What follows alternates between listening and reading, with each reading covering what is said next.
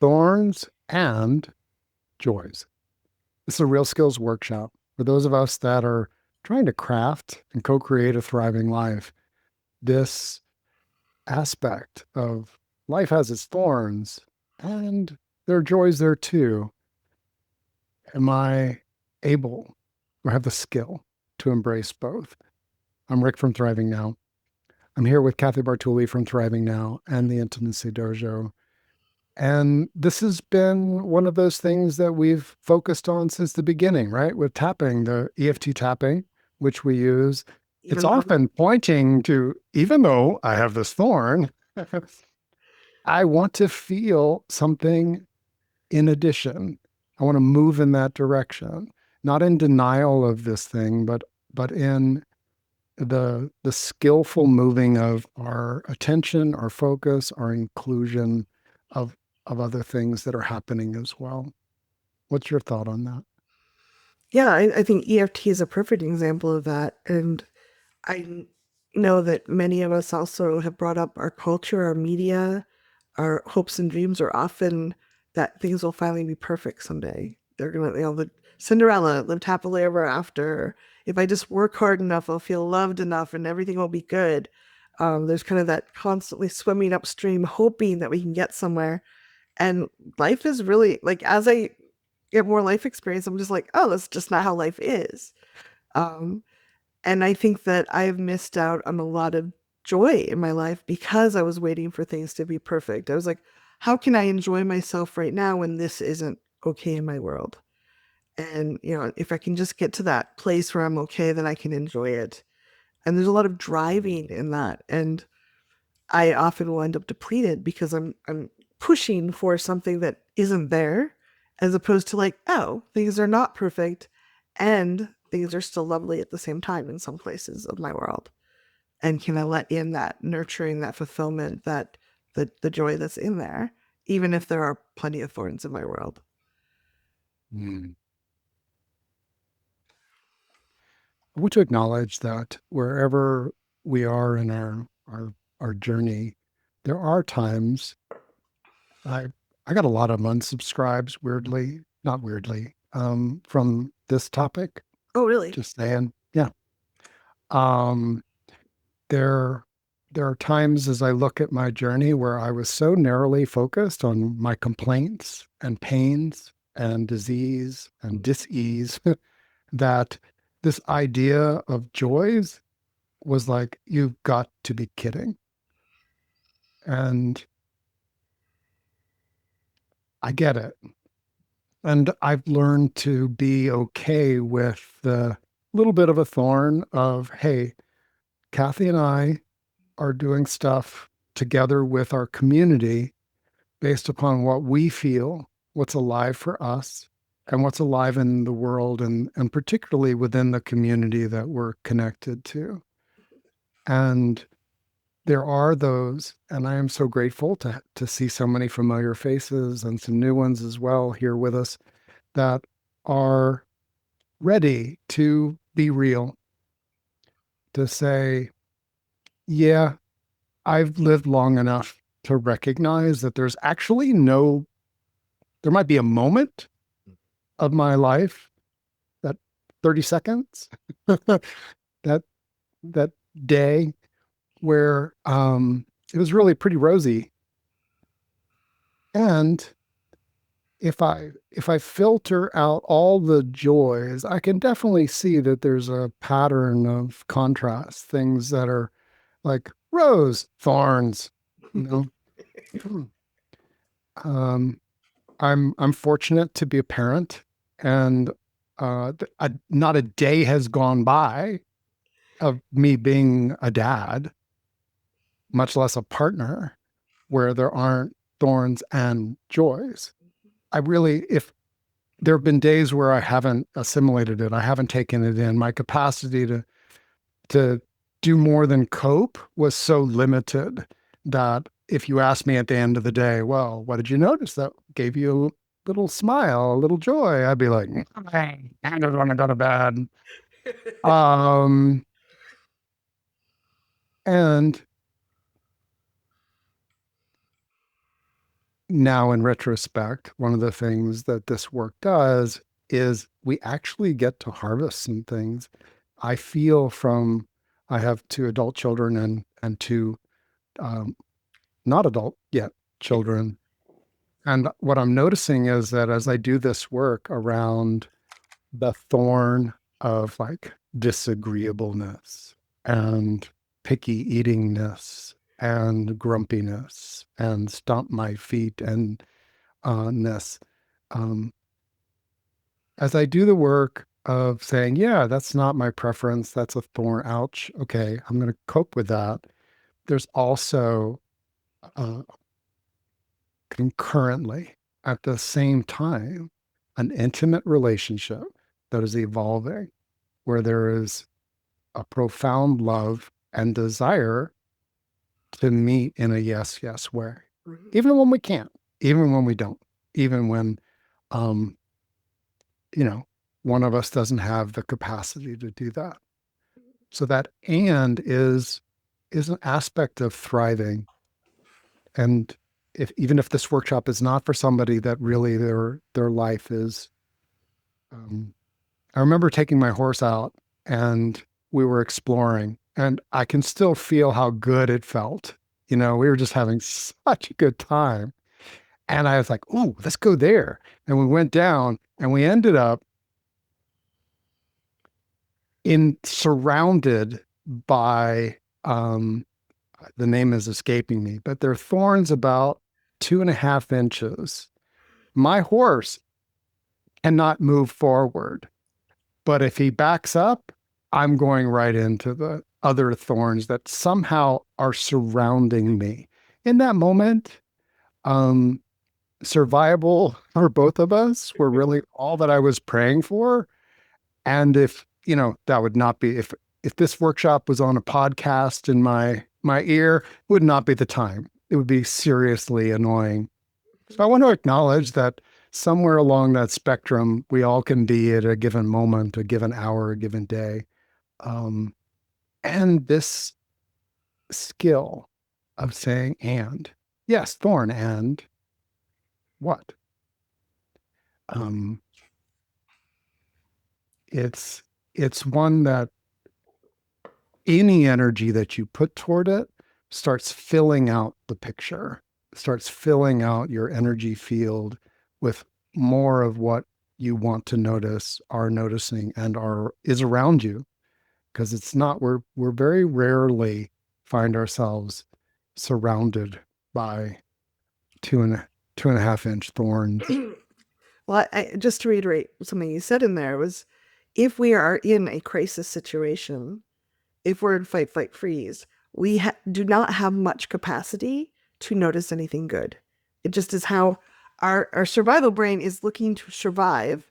It is not going, oh, the sun is shining right now. As we start healing old traumas and helping our brain be more resilient, we start getting the capacity to hold both at the same time. But to expect a small child or someone who has a lot of unresolved trauma to do it, I don't think that's possible. I do think that when we start being able to see that possibility, that's a really big sign that we've done some work on ourselves. We've helped our primitive brain response to soften and be a little more resilient and have some space for the enjoyment in the moment. But it does make sense. If I am in physical danger, life threatening danger, my brain does not want to spend any resources other than to get me the fuck out of that situation. It's not going, oh, look at the pretty birds. It's like, no, get me away from the thorns. And I think that's evolutionary. The brains that were like, oh, look at the pretty flowers as I'm getting impaled by thorns, are like, they might have not had as much ability to get out. Their focus wasn't where it really needed to be. So there's nothing Yeah. wrong per se if you can't, if you have trouble sometimes. And it's I just have found the more I can go, oh, I'm really worried about this thing. I'm not in physical danger right now. And there's something things are not going how I want them to, but what is going well for me? Is there some space for me to hold a cup of joy at the same time? Cup of joy, morning coffee. Um, It's very joyful for me. I love coffee in the morning. So we use EFT tapping. It is an energy emotional technology. That's what I call it. I think that puts it in the right context. Technology is making this workshop possible for people around the world. We have people on different sides of the planet, I recognize. Uh, and emotional technologies allow us to be with an energy of like, well, there's something bad going on, and that can stick our energy. And tapping can say, yeah, even though there is something bad going on, I choose to also notice, and that's the and that's possible. And so Kathy and I are going to be doing tapping back and forth. We're not going to teach tapping here. If you're new to tapping, thrivingnow.com/tapping is our free course. But you can follow along, and you're welcome to change the words. You're welcome to adapt. But we use a variety of different intuitive and improvisational approaches as we tap. We tap natural comfort points. These are also points used in acupuncture and a variety of other uh, ways of soothing the body. I'd like to start with the very natural, default, powerful mode of, oh, there's something bad. There's the thorn. Mhm. And is it okay to also notice? Would you be willing to lead us in that, Kathy? Yeah.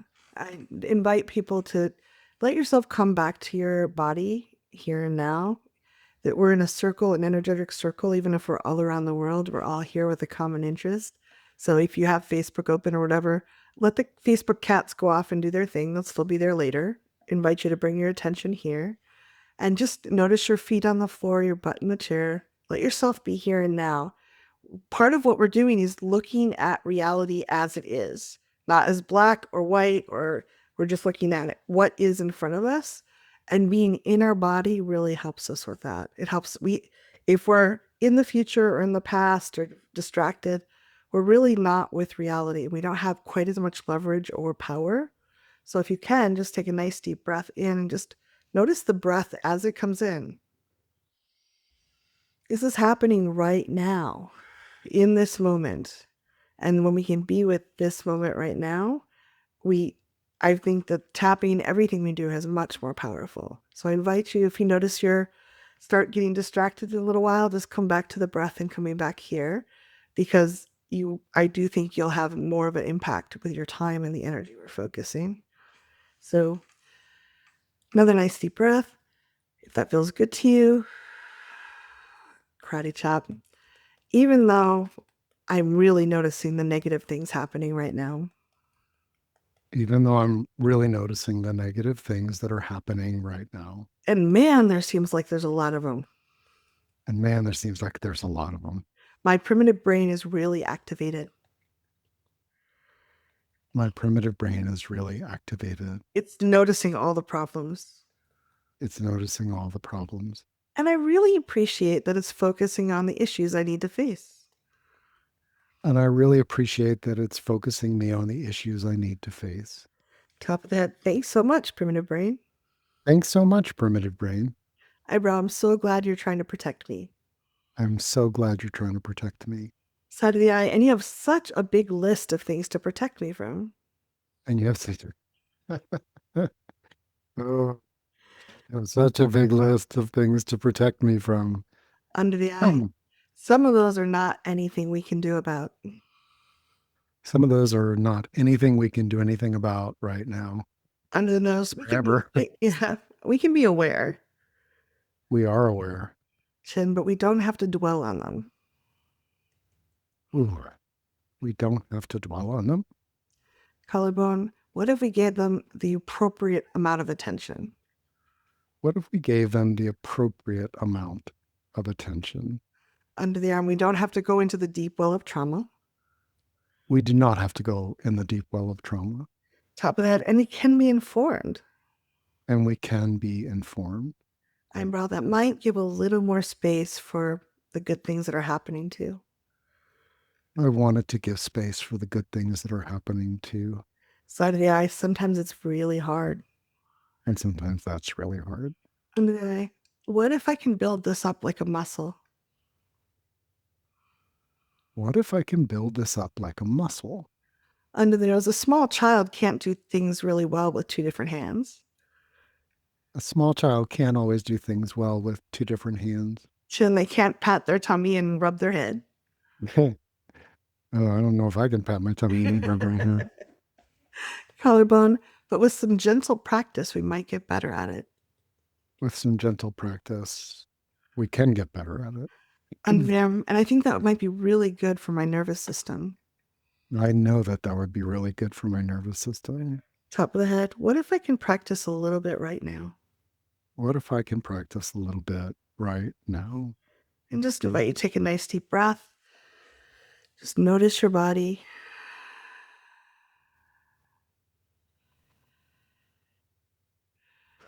And when I talk about that deep well of trauma, I think there's a lot of things going in our political system and our social system right now where it's really easy to spiral down. I'm part of the LGBTQ community, and there's been a bunch of lawsuits and judicial hearings lately that have not been good for equal rights and that sort of thing. I could really spiral down into it. And I want to be informed and aware, but I also, if I spend all my time in that well of trauma, I'm not taking care of myself and I'm depleted and I can't do anything else. So I do want to be aware. And I also there's days I'm like, I'm not going to look today because my nervous system doesn't feel resilient about that right now. And there's days where I want to be informed and maybe I donate some money to the ACLU or something like that, or write a letter to my congressman. But if I just stay in that pit of despair about this, like we fought so hard for these rights and they're being eradicated really quickly, um, I'm not living my life. I'm just at the bottom of that trauma well, and I'm not actually doing anything to make it go away. And I'm not actually doing anything to take care of myself. Does that make sense? Like, it's It important for does. balance. Well, and as someone mentioned, you know, we want this connection to the the joy to be internally referenced Mhm. as much as possible. And what do I mean by that? It means that I have ways of coming back, to bringing my attention within. And this was the first gift that my first savvy teacher who understood my energy. I was so external, right? He said, go within. And even though all of that, what what is precious to you?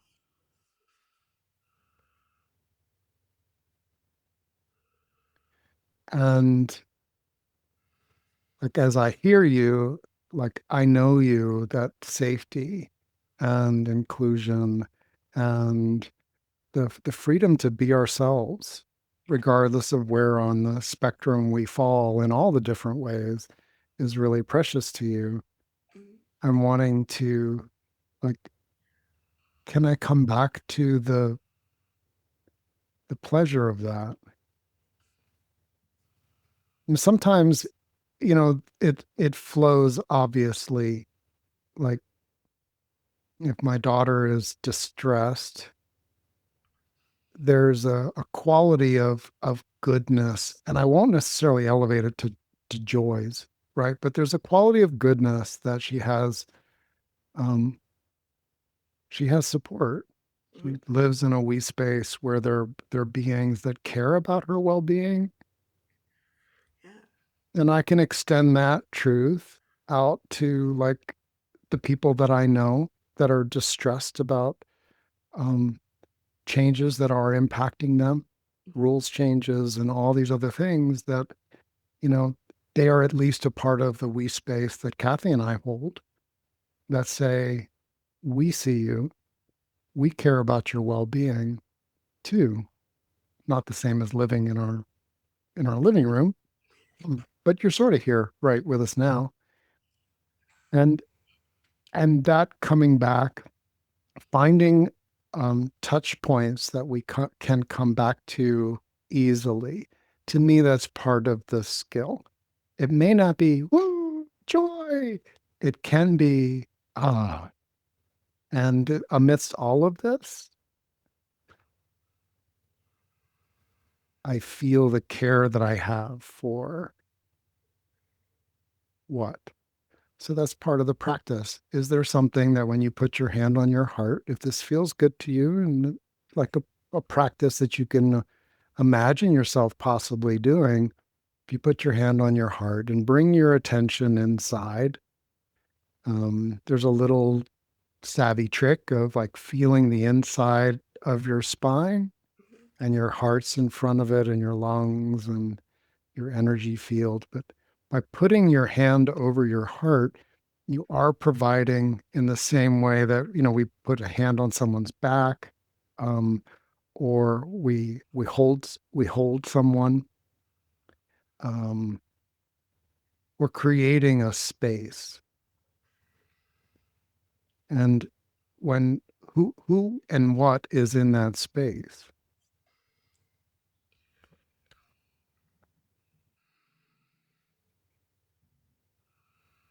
And when you notice that, what happens in your body?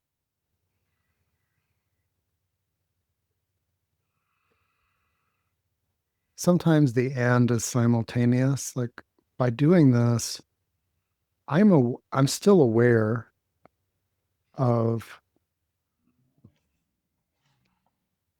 the thorns,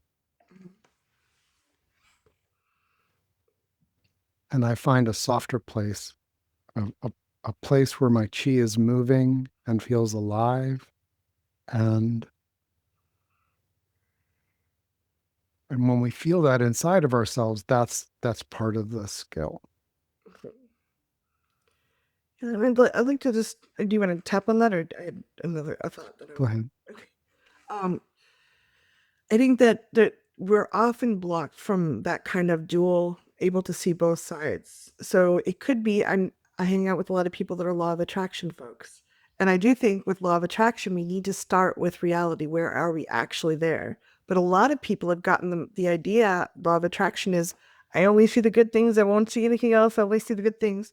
So there's kind of like that for me, it's kind of spiritual bypassing. It's not, I'm trying to force myself to think something or see, not see something, as opposed to here's reality. I'd like to try to steer towards positive things. So on one side, we have people, a lot of people that have been trained to like, I won't look at the negative stuff at all, which is very hard on our nervous systems because it's not reality.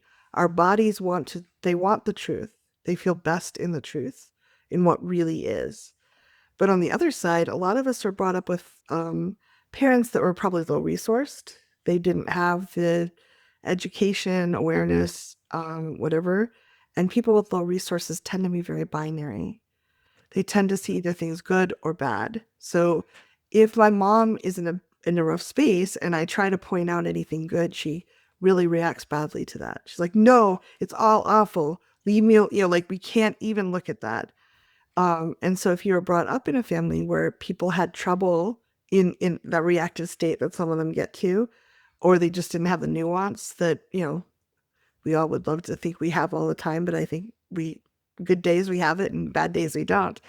As children, we're kind of like, oh, I can't see both. We're little beings have to acclimate to their caregivers. It's just the way things are. Like the survival mechanism kicks in. So if we've been brought up to see like, oh, it's either everything's horrible or things might be a little okay right now, it may be really hard to see both good and bad at the same time. Let's do some tapping Yeah. again. So Kathy just stirred up that memory for a lot of us. Even though I wasn't taught to hold both, Even though I was not taught to hold both, and it didn't often feel safe it didn't often feel safe to really feel my joy. to really feel my joy. I'm in a different place now, I am in a different place now, and I'm building the skill now. and I'm building the skill now. Top of the head. Yeah, it's not black and white. It is not black and white. Eyebrow. And amidst the thorns, there are often flowers. And amidst the thorn, there are often flowers. Just ask nature. Just as nature. Uh, and inside me, there are thorns and flowers. Inside me, there are thorns and flowers.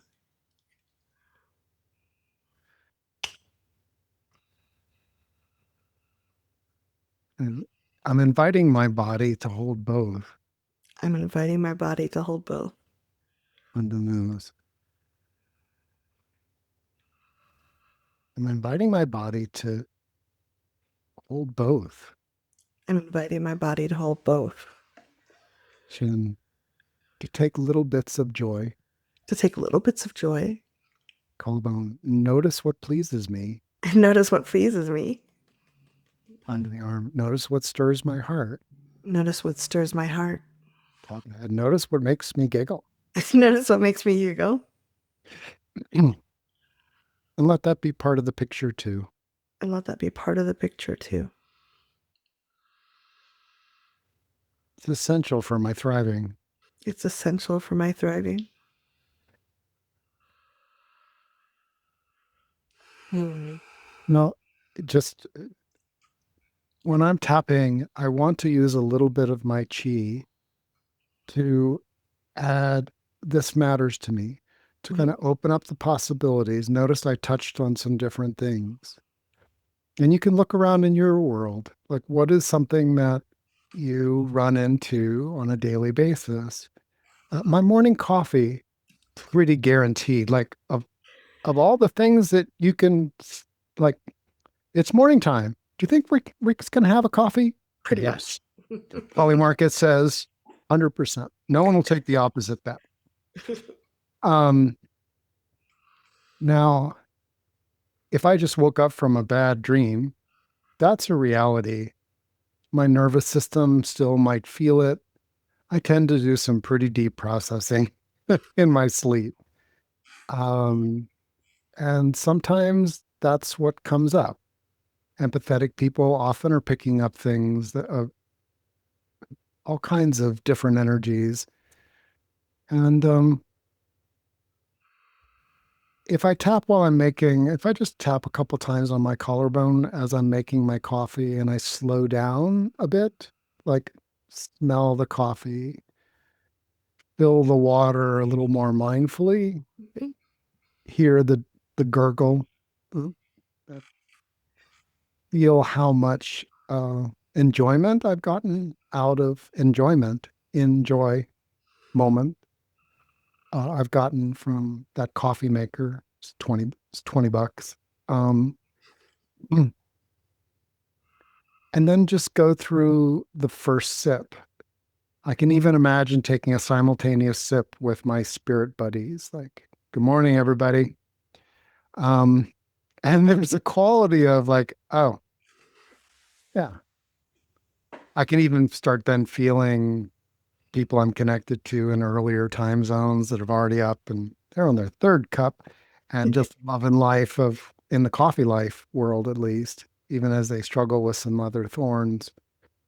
Um, that's a way of finding something that is enjoyable and using skill to let it in, let it harmonize us, let it be a container that it builds a container for holding all of it. If I, we have wineberries in our front yard, I wrote a little email about that. If I go out to try to get some other weeds, and I happen to like rub against a wineberry, they're not 2.5 inches, but they make thistles seem like cuddle buddies, right? They just wicked weed. I love the wineberries themselves. We didn't plant those there. I like wineberries out on trails. They're definitely a thorn. Um, a thorn gets my attention, especially physical puncturing of my body is really like, ah. Um, White thorns is the one I ran into with my horse. Um, a thorn definitely gets our attention there's a nervous system and an endocrine system and a heart rate, and all of our body will feel that activation. But as that gets assimilated, and I use tapping for that much of the time. Sometimes I'll sit in meditation, sometimes I'll go for a walk. But as it starts being integrated, the thorn activation, that's where the opportunity for me lies, is as it starts coming down, what am I bringing up? The calming of my system benefits from a confidencing related to something that's pleasing to me. When I do that, my resiliency grows. Um, I've noticed this acutely with my parenting. I notice it with the news. I notice it with there's squirrels in my attic. There's squirrels in my attic. They don't belong in my attic. That was a thorn going up in the attic. It's like 100 degrees or so in the attic. There's a squirrel. Oh dear. Great. And what was interesting is that I came down from there's squirrels in the attic. Weirdly, the universe gave me a a picture of four teenage squirrels this morning that were having the time of their life in the tree outside. Now they may be the squirrels that I need to get rid of. I don't know. But interesting, wasn't it? Like I remember seeing them and thinking, "Oh, they're having a great time." But it was in the coming down from the thorn that the universe, my memory, my awareness, my savvy, my skill, my whatever, my calling. Like I don't want to just be stuck in the there's squirrels in my attic, there's squirrels in my attic, because I can't do more than wait for tomorrow to make a call. What can come in and balance that? I've always loved squirrels. There was a squirrel along my paper route. I used to find big acorns and toss it to him. And I, his name may come to me. Um, Probably the first animal that in a long time that I had really just communicated with and developed a kinship with. And he knew exactly when Rick was going to be coming with a paper and would look at me like, no nuts, right? Really? Didn't bring me anything? How about a Well, as piece you of train better apple? than that. Well, I thought you had. And notice like squirrels in my attic. It's not good. Definitely a thorn. And by tending to that wound or trigger, it opens us up. That's why we come together for these workshops. That's why this we view this as a skill. Is that there's a like, oh yeah, I can do this. I can do this. It doesn't come by default, but I can do this. Someone shared here when they are in the anxiety state, they feel like they're pretty good at holding space for thorns and good things at the same time, but it takes a lot of energy and it can take a lot of time to recharge. And there's a couple things in there that I thought were useful to look at is one, when we're learning a new skill, it can take a lot of energy to do it. So part of I've been doing a lot of work on tolerating things that don't feel good and trying to balance good and positive and negative things at the same time.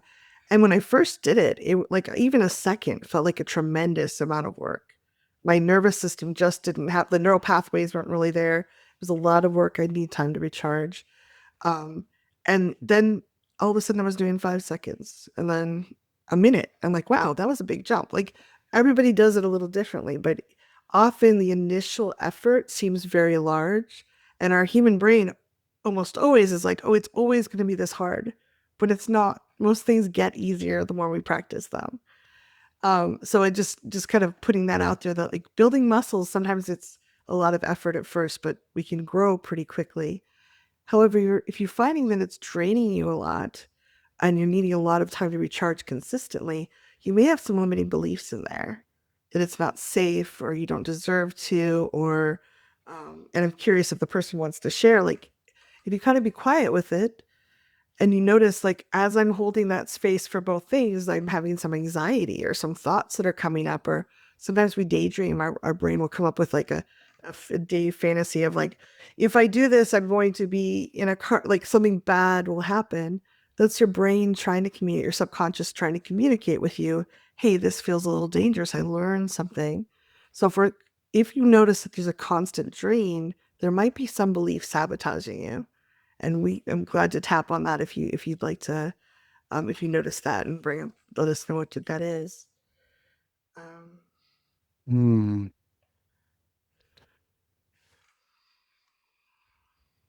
I also I I find it useful to um someone said it seems like my whole life has been thorns.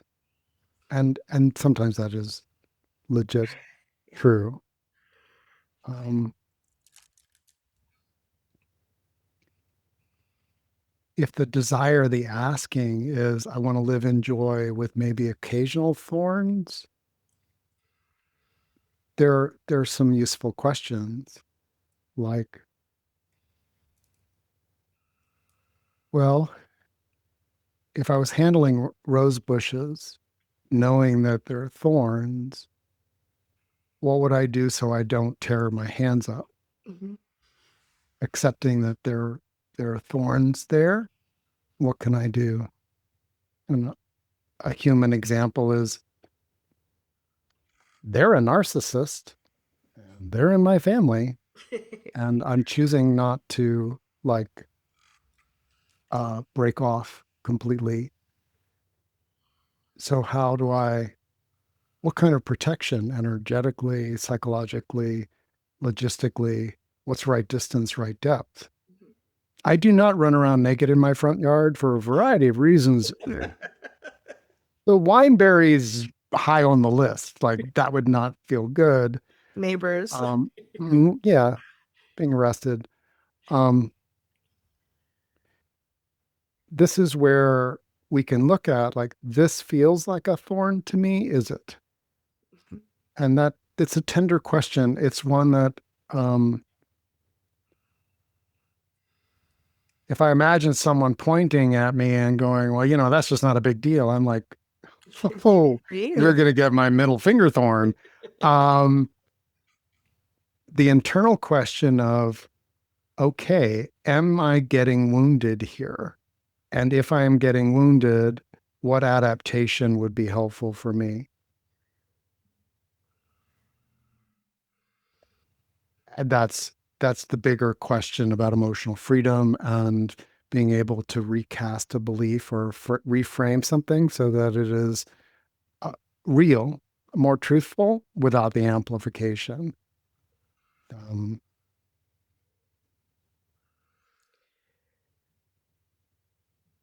Yeah. and people that it takes a lot of conscious effort, um, it means that your default program is not to find joy very easily. Okay.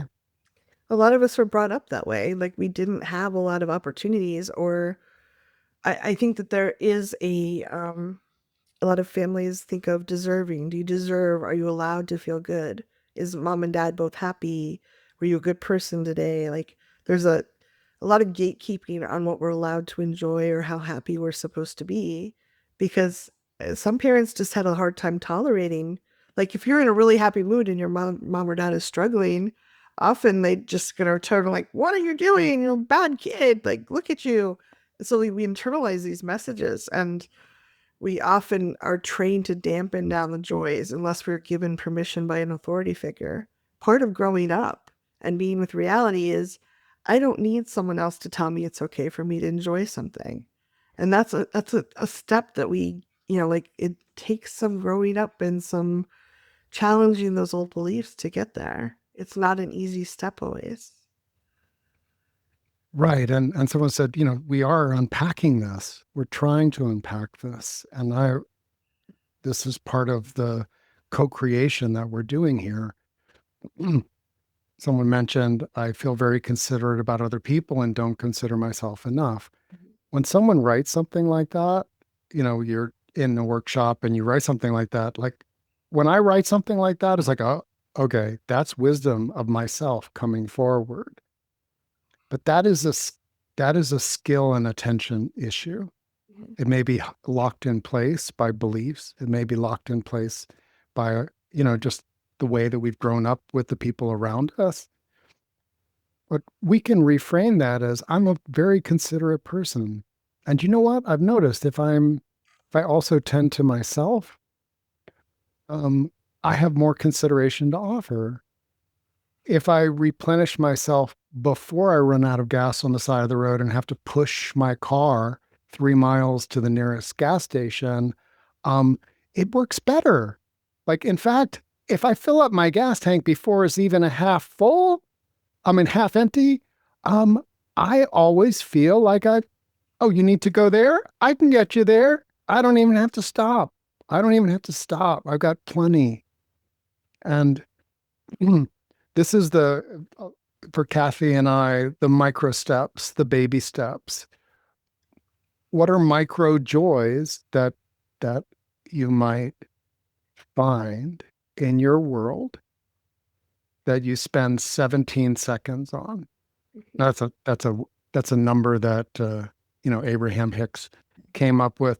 But it feels like if I'm walking along the trail and I'm walking, right? I'm getting my morning mile in, right? The first morning mile was really hard. The first 10 morning miles were really hard to get me to do. I'm up over 1,500 morning miles now. So Um, impressive. if I'm walking along and I'm huffing and puffing up the hill and there's the flower, I haven't seen one of these yet all season long. It just popped out. If I go by and go, nice to see you, I got a little boost. I'm glad that I noticed. Sometimes maybe I don't even notice that I don't notice. And if I pause and spend 17 seconds or more in the connection with this flower that gives me a certain delight, um, it didn't delay me. It didn't it didn't cause me to be late for anything. There's no way that my analytical brain could say, you don't have 17 seconds right now. I just won't walk as far. I'll turn around and go back to the car sooner. But if I don't take that 17 seconds, there's a part of me that missed it, right? There's and this isn't an imperative, but it is an invitation to notice, okay, am I really focused on being so considerate for others that I don't even notice the things that are pleasing to me? That I was considerate of myself? Oh, I have clean underwear. And I washed it. I was considerate of myself. Oh, you know, this toilet roll just went empty. And I was so considerate of myself and others You replaced that it. there's a supply within within reach. Now you may think that that's a really shitty example. And I do notice that the things that I'm considerate about my family and I order food for them. Guess what? I do get food for myself too. If you pathologically don't include yourself and you order groceries and there's nothing that's nourishing for you to eat and you're sitting there with an empty plate or only of food that, it really isn't good for you, that's another thing for us to tap on. But if you notice that what you do for others in your consideration is also good for you, those are beautiful moments that honor the we, the enjoyment that includes the people that you care about, that are maybe the primary focus of your world. And you take a moment and you're like, oh, yeah, I'm the kind of person that keeps the toilet paper stocked. I'm the kind of person that makes sure that the refrigerator has food that we can all eat. You know, 17 seconds. Try that and see whether the hard work of replenishment um, is less onerous. Yeah. That makes sense. Yeah. No, I love that. I just, from earlier in the chat, people were talking about when thorns come up, there's resentment and grief. And someone else said that I feel like I'm sulking, communicating with the Almighty that He better fix this. And I do think that we're often conditioned. I remember as a small child, I was sexually abused as a kid, and my mom would take me to Sunday school, and they would say that if you were good, God would take care of you and bad things wouldn't happen. So I don't know how many of us have that, but I think there is kind of a mental thought process that if we're just good enough, bad things won't happen. And so there is a resentment, and when we're trapped in that resentment of like, this is not how things should be, we don't really have a lot of room for anything else. So I'd love to lead some tapping on that if that's okay, Rick. Yeah. So I invite you to take a deep breath. You're welcome to tap on, if even if you don't think this is yours, you can tap along and you might find that you're clearing out some stuff. Or if your system doesn't have it, it'll just be awareness that this isn't mine. So karate chop. Even though I think bad things should not happen, Even though a part of me thinks that bad things should not happen, I'm a good person. I'm a good person. I care. I care. I work really hard. Ooh, I work really hard. Why the hell is this bad stuff happening? Why in the hell is this bad stuff happening? Does God not care about me? Does God not care about me? Is the universe punishing me? Is the universe punishing me? Top of that, I really resent that this bad stuff is happening. I really resent that this bad stuff is happening. Eyebrow, I do not want it to happen. I so desperately do not want it to happen. Side of the eye, I do not like this. I do not like this. Under the eye, and part of me is just holding on to this resentment and anger. And part of me is holding on to the resentment and anger. Under those, I'm holding on to this grief. I'm holding on to this grief. Shem, this should not have happened. This should not have happened. Collarbone, but it did happen. But it did happen. Under the arm, the universe has weird combinations of things that come at us. Oh, wow. The universe has such a weird combination of things that come at us. Top of that, and sometimes we find blessings in even the worst things. And sometimes we can find blessings even in the worst things. Maybe I can try looking at things without so much resentment. Maybe I can look at things without so much resentment. And see if there's joy in those things too. See if there's joy in those things too. Just take a breath. There may or may not be. There's things that in my life that have happened. I don't know if I'll ever, I don't care how much I tap, that I'm going to be like, oh, I'm so glad that happened. Look at the insights I got from them. We don't have to be there. But if we're in a fight with ourselves and in the universe, we get kind of locked in that it should not have happened. I'm mad at you. That's blocking our energy from moving forward. It's blocking us like, oh, bad things do happen in our world.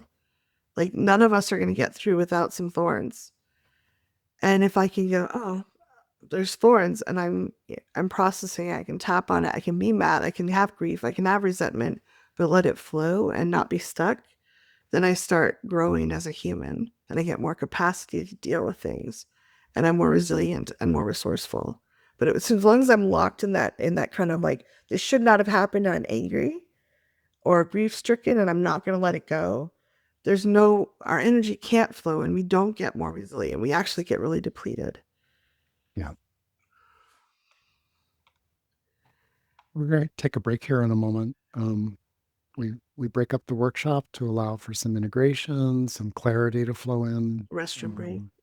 Restroom break. Kathy, you touched on, and in the tapping, I can feel at times that even in the midst of something that is really painful, that the flare up is of a resentment, that there's simultaneously something else present that is meaningful to me. Mm-hmm. Maybe it's not joy. And sometimes in this skill, it's like, I I don't need to squeeze a cat turd to find out if there's orange juice in it because I like oranges and I like orange juice, right? And This is you'll a notice I use fantastic primal example. examples. Why? Why do I use primal example? Because the primitive brain is Gets it. involved here, right? And the primitive brain kind of gets that. Yeah. And so thorns and joys, giving yourself permission to acknowledge, accept as reality that there's this thing, and right now I choose for my well-being to focus here, even though this is so much what I don't want to see in the world or in my home or in a relationship or my work. I really don't. And I will be tending to that. Like that's part of my tapping is, and I will be tending to that because it matters. I will be tending to that. It matters. Um, right now, I choose to focus on taking a little break. Right now, I choose to focus on taking a little break. I'm going to take a little break. I'm going to take a little break. I'm going to move my body. I'm going to move my body. I'm going to feel my life force in me. I'm going to feel my life force in me. I'm going to see what my body might want right now. I'm going to see what my body might want right now. Ah, and that is a good and wholesome thing. And that is a good and wholesome thing. And we'll be back in 7 minutes. And we'll be back in 7 minutes to do some more tapping. Okay. We'll pause the recording and we'll be back. Yeah. Welcome back. Hmm. Anchoring this sense of the feeling and the sensation of joy within ourselves. Um, that means the skill doesn't demand that someone else be there. It doesn't demand that somebody else reflect. Mm. Uh, let's say you really enjoy being appreciated. Mm-hmm. It's like, I really enjoy being useful. It's a good look for me.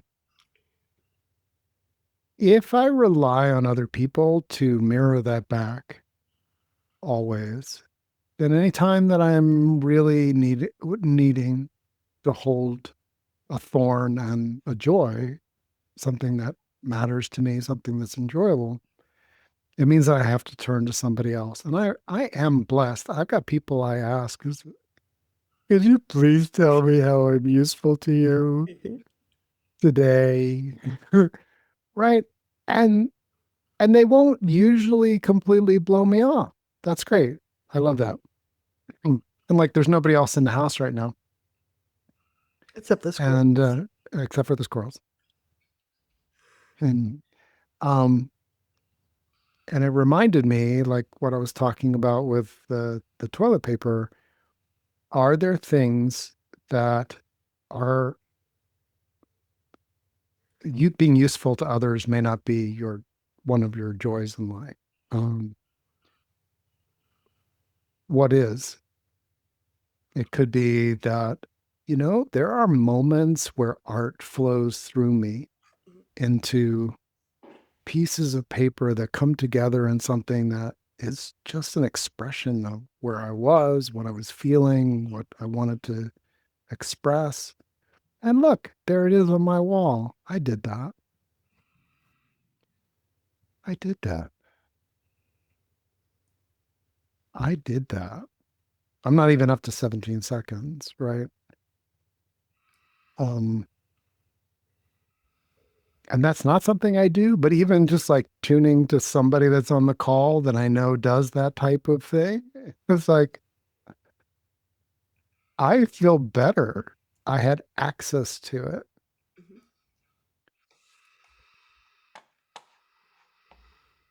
That took coming within.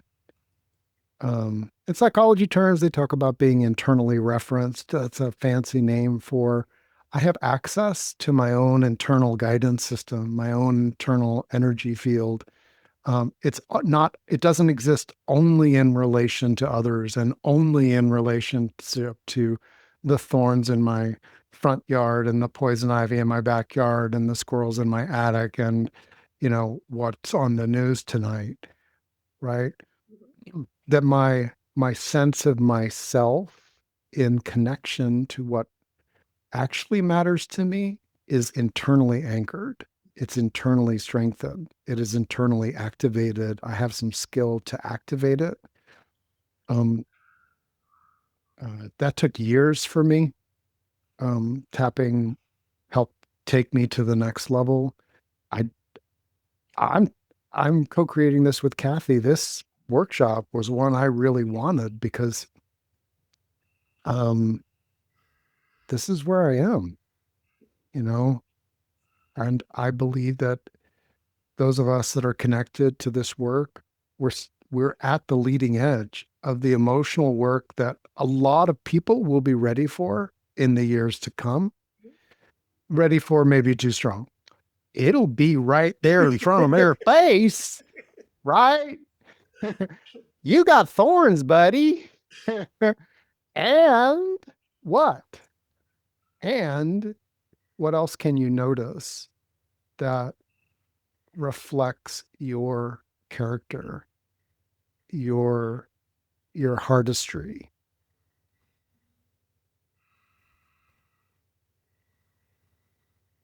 I I can look over here and there's this beautiful red blanket. Kathy gave it to me. She knows it's my color. Like, that's my red. That's my red. And she told me, like, don't throw it in the washer and dryer or you'll just have a big pile of puffballs. Yeah, it'll fall apart. Now, I can look at it as a symbol of what Kathy gave me, and that feels good. But you know what? If I anchor it inside, it's like I have cultivated a relationship with this beautiful being where we've exchanged things and that's a natural part of it. And that's who I am. I'm capable of that.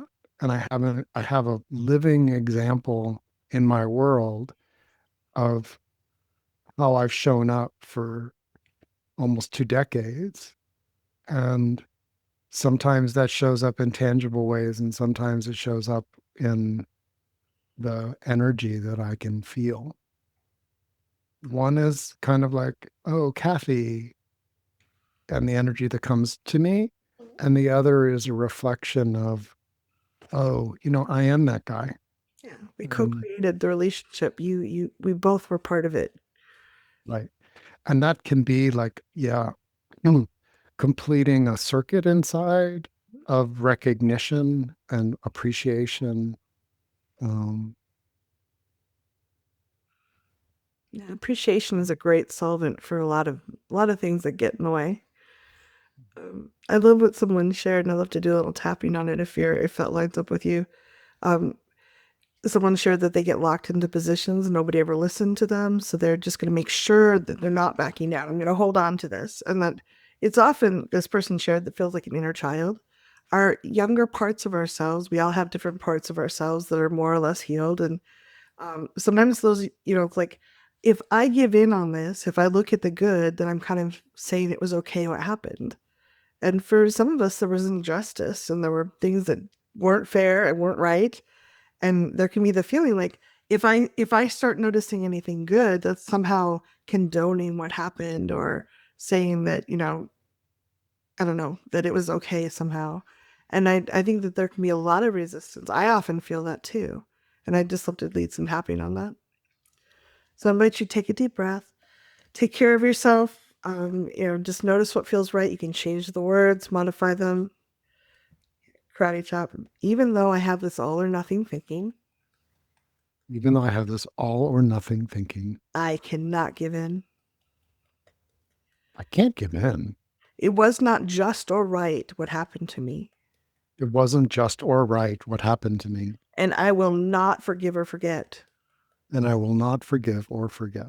It feels like if I notice anything good about this subject, It feels like if I notice anything good about this subject, I'm giving in. uh, I'm giving in. I will not give in. I will not give in. You can't make me. You cannot make me. Top of that, I will only notice the bad things. I will only notice the bad things. Eyebrow, you can't make me see anything good about this. You can't make me see anything good about this, or else Side of the eye, I'm holding on forever. I'm holding on forever, Under the eye, and that's my right. and that's my right. Under the nose, yeah, I can hold on forever. That's true. I can hold on forever. And And it wasn't right what happened. it wasn't right what happened. Collarbone, and I'm really strong. And I've become really strong. Under the arm, I know it wasn't right. I know it wasn't right. Top of the head, and what if I can see good things and still know something was wrong? What if I can see good things and still know that something was wrong? Eyebrow, the sun's still shining on me. The sun is still shining on me. Side of the eye, that's not about the bad thing they did. It's not about the bad thing they did. Under the eye, the birds are singing today. The birds are singing today. Under the nose, that has nothing to do with how bad they were. It has nothing to do with how bad they were. Chin, what if I can let some joy into my life? What if I can let some joy into my life Collarbone, without ever admitting that they were okay. without ever saying that they were okay? Under the arm, my inner child doesn't ever have to say it was all right what they did. My inner child never has to say it was all right what they did. Top of the head, and maybe I can still find joy in my life as well. And maybe I can still find joy in my life as well. And just take a nice deep breath. If you find you have a lot of resistance on this, on Thriving Now, there's resistance tapping that Rick recorded years ago, and it's very helpful. I will do that sometimes. I will just sit there and go, you can't make me, you can't make me. No, no, no, no. Like, I'll go through it a bunch of times. I'm kind of spitting at the camera or whatever. If you have a lot of resistance, give that voice. Let it have voice. But if the more we can say, like, wow, that was really unjust and wrong, I don't have to forgive them, but I can also let joy into my life, or I can just notice some things that were good in parallel. Because I often think sometimes things happen that are so horrific that it seems like the world should pause in this moment. It should not go on. It should pause and notice how awful this thing is, but it doesn't. And at the same time this horrific thing is happening, the sun is shining. There's a flower blooming. And sometimes to me it feels very ironic and I'm frustrated and angry about it. And other times I'm so grateful that both can be happening at the same time. And I think that's like something humans struggle with. It's like, how can the world not pause when this horrible grief-stricken thing is happening? How can we not just like all like stop and acknowledge it? But the person down the street doesn't even know what happened, even though it's so impactful to our life. And I struggle with it still some days. There's days when I'm like, no, how can we have any joy when this horrible, horrible thing happened? But the joy is still happening there. And when we can be with reality in a balanced way, yes, this cup of thorns is very, very deep sometimes.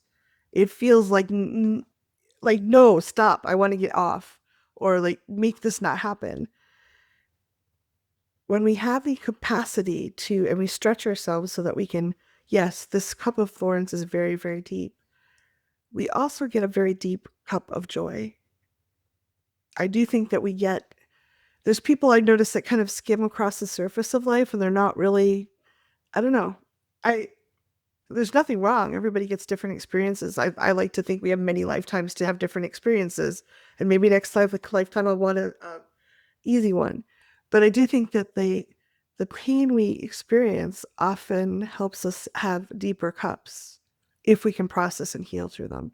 It doesn't mean that it was right that it happened. It didn't mean that that person should have done that or that we deserved what happened.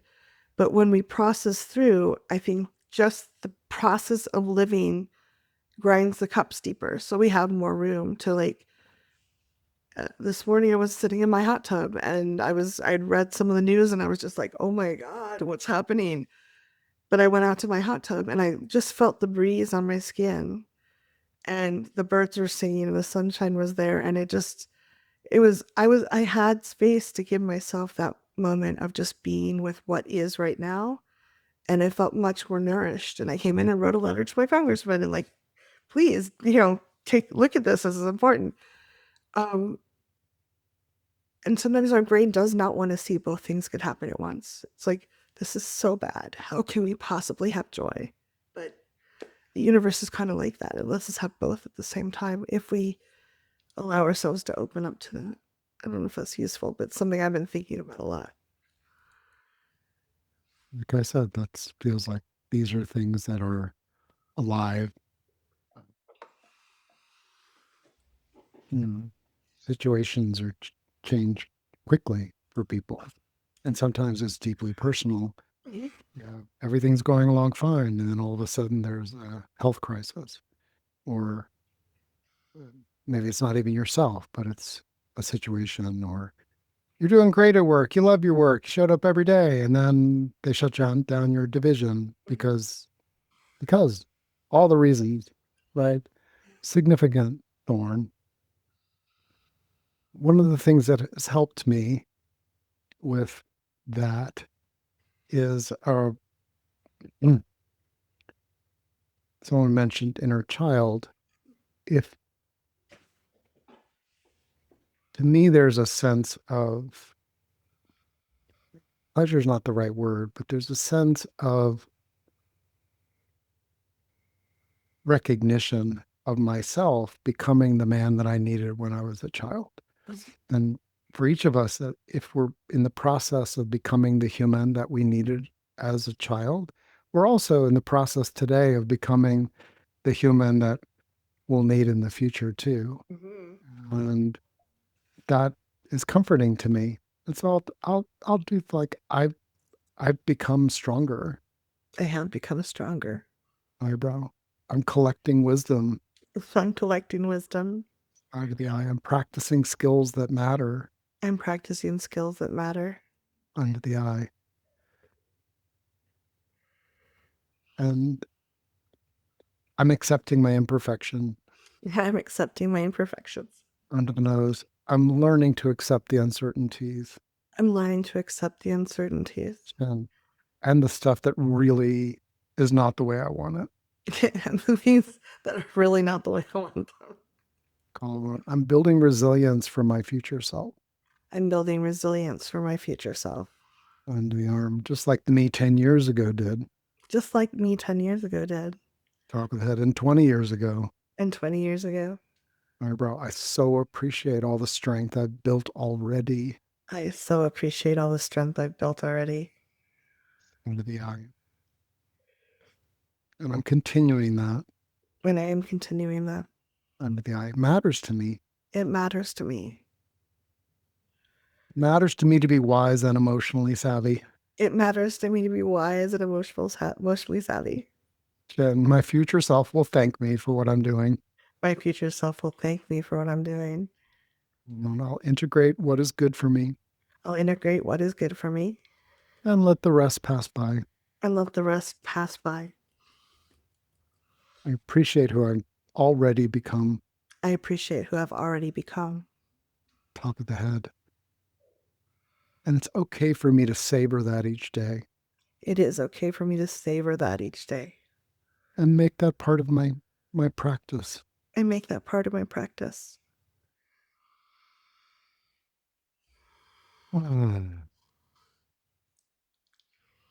Um, I've known Carol Look for even longer than I've known Kathy. Um, and her second book is called, well, you can't really see it. It's called Yes, Thank You. He kind of flutters in. And I got an early chance to read it. Um,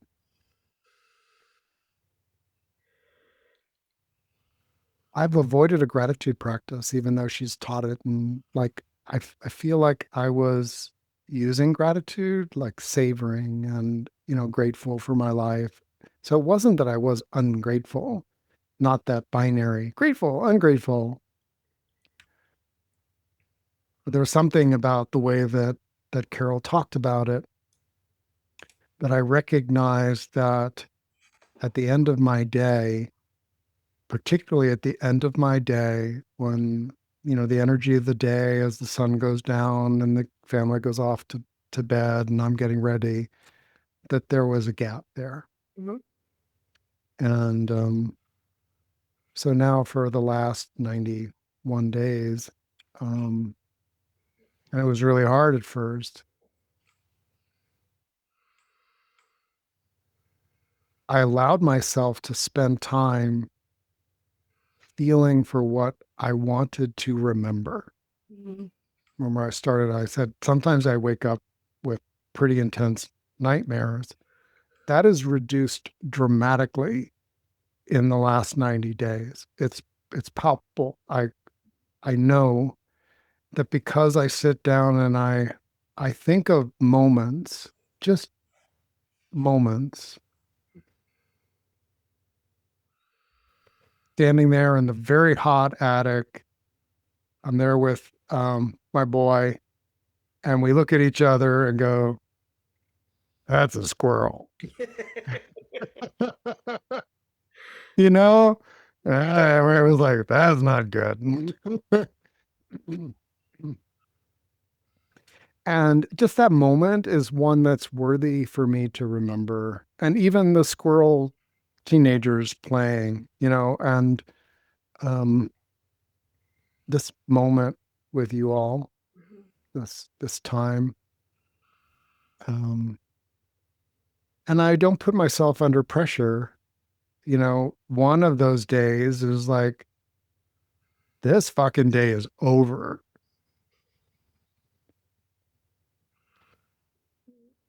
That's the only bullet point. I was so grateful. It's done. Like, there's the bullet point, close the laptop, or go off to bed. And I slept great that night. I just like, yeah. But to and I don't necessarily look for joys, but they're enjoyments, right? They're things that mattered to me. Um, and sometimes they're not pretty ones. My daughter went through a dental surgery, and I remember they're trying to take the IV out, and she is fighting like a banshee. She'd just come out of anesthesia. She had been resting in her mom's arm, and they needed to take the IV out. And she was just like gnawing, growling. Wow. Little thing. And I'm I remember seeing, the understanding on her mom's face and seeing the skill, the professionalism and connection of the nurse and the nurses that came over to help. But really, what I noticed for myself was I understand that her primitive brain under anesthesia did not want them to pierce and give her an IV, and that the animal in her was delayed response, letting that out.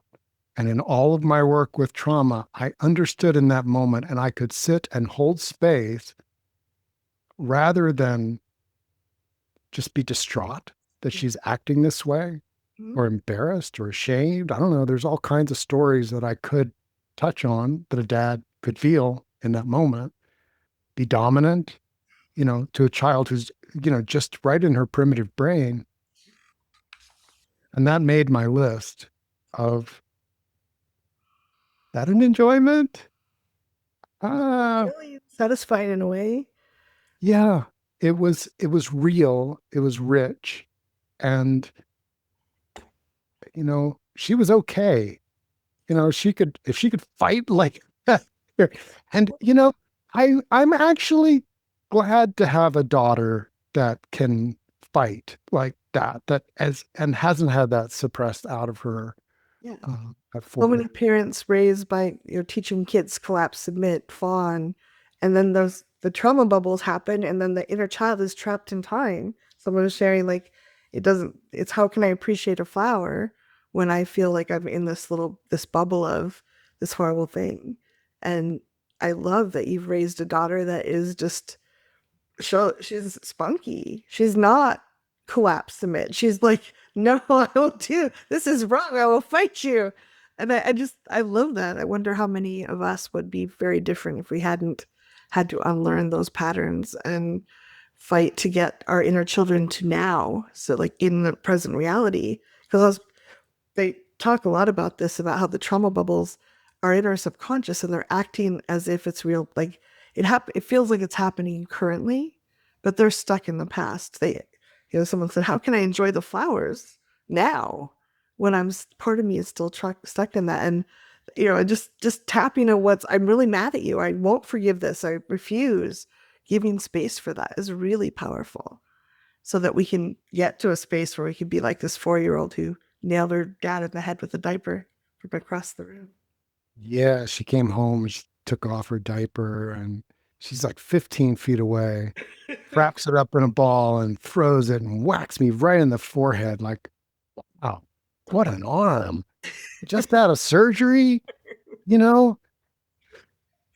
And yeah, yeah, she wants to be listened to. And also there's an intelligence in the process. And and if I look at the question, thorns and joys? Question mark. Um, it opens me. There's a quality of there probably is both here. There's even if I can't feel it, I can't tap into it. Chances are this day had some things that are worth memory. And the morning after in my meditation, after this day is fucking over. Um, what was interesting was that in the meditation, I started collecting those points and went back and put an and dot dot dot and made note of, I guess it was two or three things that provided the and there, not just the thorns and the recovery of it. Yeah. I think that's really powerful. And I'd love to remind people and make sure that it's clear. This is not about shaming you if you can't do it. There's nothing wrong if you're not able to step into this right now. It's just like a barometer or like a gas tank signal on your car that there might be things in the way, that there might be old traumas that need to be healed, beliefs that might be in the way. So a lot of what we do is like, let's practice a little bit, try it out. If there's a lot of resistance, let's kind of figure out what that resistance is and clear it.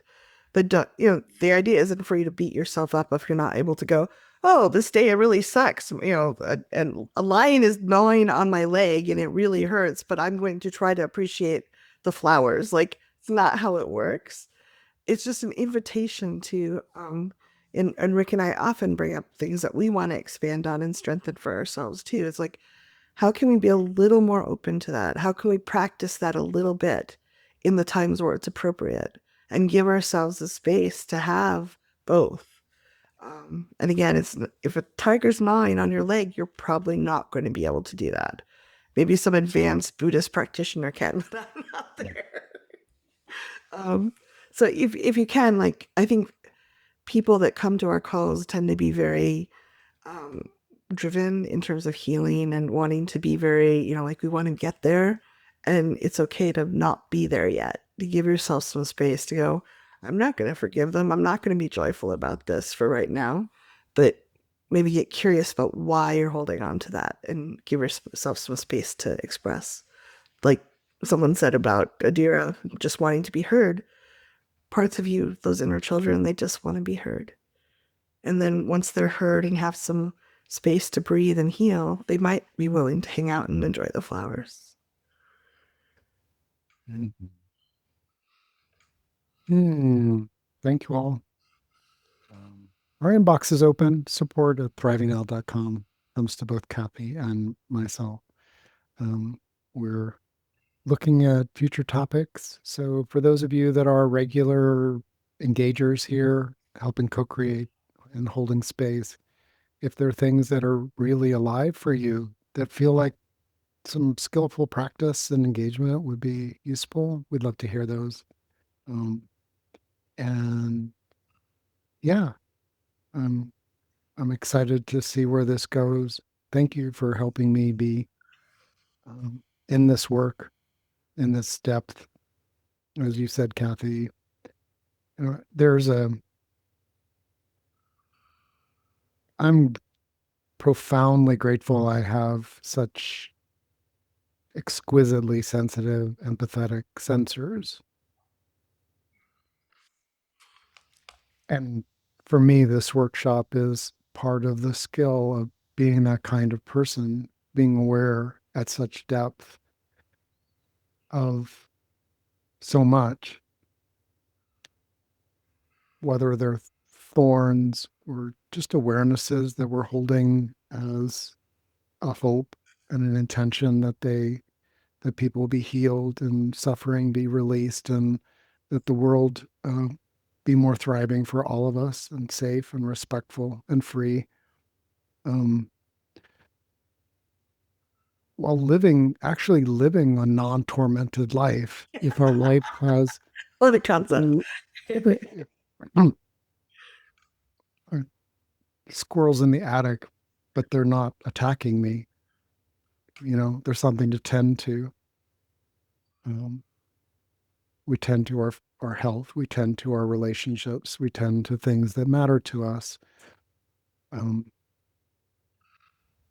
and we do both.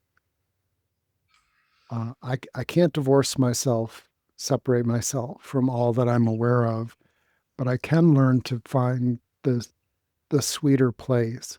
And I believe that those of us that are doing that in increments over decades are blazing the trail that will allow for other people who recognize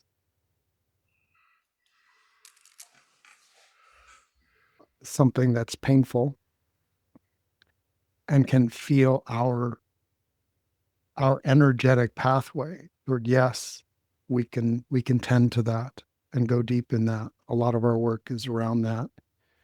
And while you're doing that, there are other things that you already are, that you've already become, that are in your world, which you can also be nourished, cleansed, and supported and smile about. Yeah. Happy squirrels. Happy squirrels. I really appreciate everybody hanging. This is a complex and subtle discussion, and just if you can, give yourself a little appreciation for showing up and participating and digging into this. There's a lot of people, like Rick said, a bunch of people unsubscribe. Like that's not for me. So you rock. Yeah. Thank you all. Till next time.